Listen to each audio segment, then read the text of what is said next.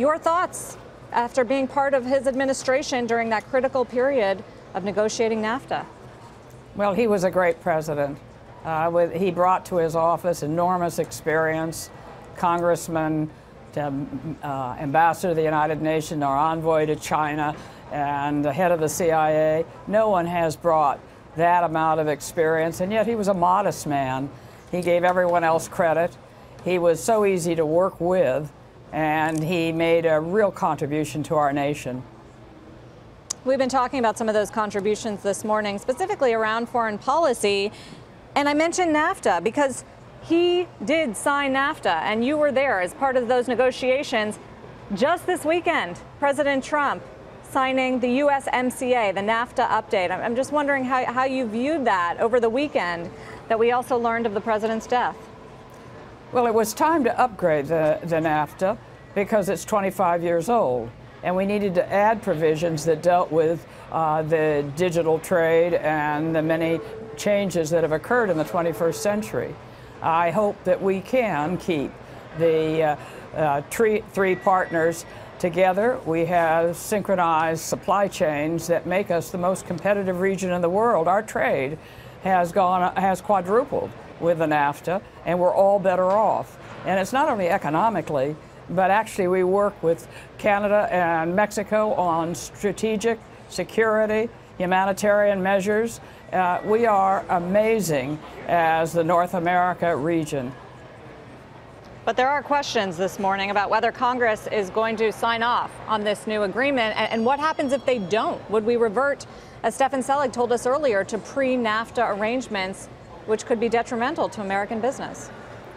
I think if the president pulls out of the North American Free Trade Agreement and we don't get approval of the new agreement, it will be devastating to our economy and our reputation. And my hope is that we do get approval. I would not recommend that the president give notice of pulling out. He will initiate a huge legal, constitutional concern. You know, Congress has power over tariffs and taxes, and this is not a treaty. This is a trade agreement that deals with the commercial areas that are delegated by our Constitution to Congress. So there will be a battle if it comes to that.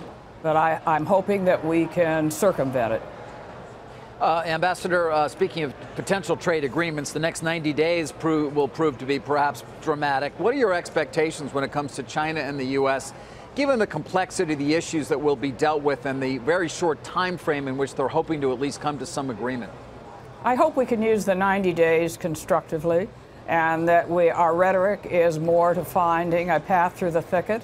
I think we should join hands with our allies who suffer from the same problems that we allege with respect to China's economy, and whether it's forced transfer or percentage caps on investment. The fact is we want national treatment and non-discrimination, which are basic precepts of the World Trade Organization that China adhered to in 2001. And I think with Europe, Canada, Mexico, Japan, and South Korea representing a majority of the global trade approaching China, that gives us a lot of leverage, and that we should move forward with our friends. And by the way, I underscore the fact that if China moves toward the market in the ways that we are recommending, it will be good for China. It will enhance its growth. It really is a win-win opportunity for both of us. Finally, Ambassador, we got a communique, which some said was somewhat of a victory for multilateral cooperation. I wonder if you feel the same way coming out of Argentina this weekend. I'm delighted that we got a pause. I think that the communique from the G20 was also a plus. And so I'm glad that they had the meeting. I think we should have high-level meetings to discuss issues that affect all of us regularly. And we have globalized. We buy pieces of equipment here, there, and everywhere and sell our produce abroad.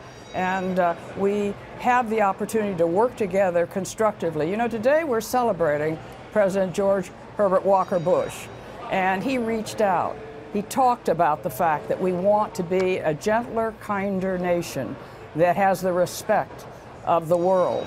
And he made a difference by reaching out, not with harsh rhetoric, but with an open hand, trying to make good things happen.